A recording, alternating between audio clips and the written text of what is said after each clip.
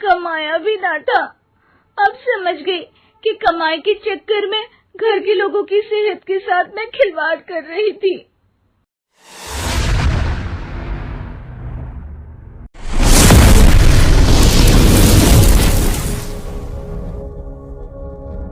शिल्पी घर के काम से फ्री होती तो बोर होती, जिसके बाद उसने घर में ही दुकान खोलने की सोची। अरे ये इतने सारे कपड़े, अरे बहू क्या करेगी इनका? माँ जी, मैं घर में बोर होती हूँ तो सोचा सामने के कमरे में कपड़ों की दुकान खोल लूं। घर का काम भी हो जाएगा और 4 पैसों की कमाई भी। अरे वाह वाह, ये तो बहुत ही अच्छी बात है। मैं भी तेरी मदद कर दिया करूंगी। वाह माँ जी, तब तो मजा आ जाएगा। अब हम दोनों मिलकर खूब पैसे कमाया करेंगे। अब क्या था, सास बहू का काम चल पड़ा। एक दिन, अरे राकेश की माँ, सुनती हो? कहाँ चली गई? भूख के मारे पेट में चूहे कूद रहे हैं। अरे नंदिनी, कहाँ हो? भूख लग रही है। पापा कहाँ है माँ? पता नहीं बेटा, भूख लग रही है। आज तो किसी ने चाय भी नहीं पूछी। तभी सास बहू घर के अंदर ढेर सारे सामान के साथ आती हैं और वो भी हंसती हुई। अरे वाह बहू, ये तो बड़ी अच्छी मार्केट दिखाई तूने। बड़ा ही सस्ता सामान था। हाँ माँ जी, और ये सामान हम डबल पैसों में बेचेंगे, मजा आ जाएगा। अरे बहू, भूख लग रही है, कुछ खाने को दे दे। माँ क्या बात है, आज किसी ने पापा को चाय भी नहीं दी?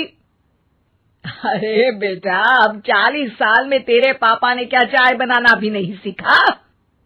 अरे बेटा रहने दे अब इस बहस को। तुम लोगों ने वैसे बनाया क्या है? बहू परेशान हो जाती है और सास को अकेले में लेकर जाती है। माँ जी, आज तो हम लोगों ने खाना ही नहीं बनाया। अरे बेटा, बाहर के छोले भटूरों से पेट इतना भर गया कि याद ही नहीं रहा कि घर में ये लोग भी हैं खाना खाने के लिए। अब क्या किया जाए? तभी घर में एक महिला आती है। जी, वो सुना है आप लोगों की यहाँ साड़ी बिकती है, जरा दिखाएंगे क्या? हाँ हाँ, क्यों नहीं। माँ जी, आप इन्हें साड़ी दिखाइए, मैं तब तक पिताजी और इनके लिए खाने का इंतजाम करती हूँ।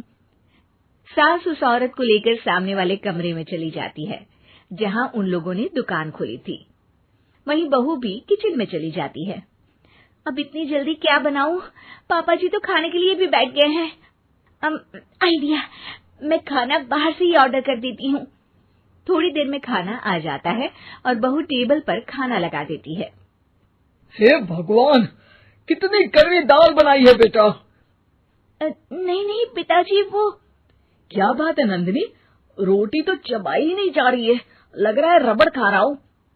एक तो इतने महंगे होटल से खाना मंगवाया और वो भी इन लोगों को पसंद नहीं आया। तभी सास नोट गिनती हुई बाहर आती है। वाह माँ जी, बड़ी कमाई हुई लगती है।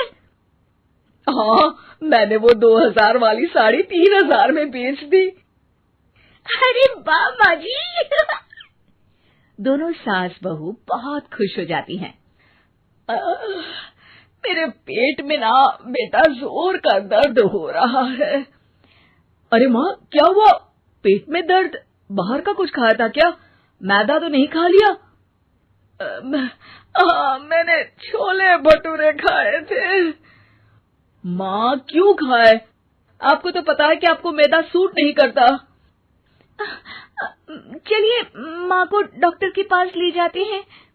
तभी अंदर से पापा की आवाज आती है। हे भगवान, मेरा तो पेट खराब हो गया।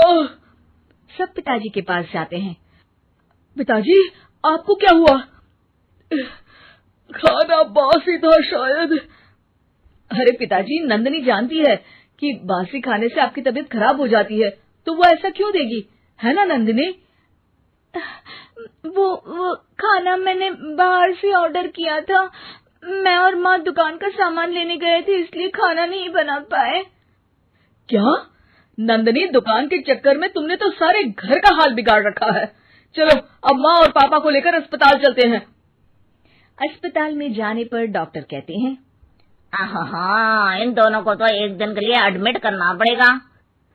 क्या? क्यों? पेट ही तो खराब है ना। हाँ तो घर ले जाइए ना, अगर लग रहा है कि कोई बड़ी बात नहीं है और हम सिर्फ पैसा कमाने के लिए इन लोगों को एडमिट कर रहे हैं। नर्स, जरा इन लोगों को बिल तो दे देना। चलिए मैं आप लोगों को पैकेज समझा देती हूँ। जब बहू के हाथ में बिल आता है, हे भगवान, 60,000 रुपए! इतना तो मैंने कमाया भी ना था। अब समझ गई कि कमाई के चक्कर में घर के लोगों की सेहत के साथ मैं खिलवाड़ कर रही थी।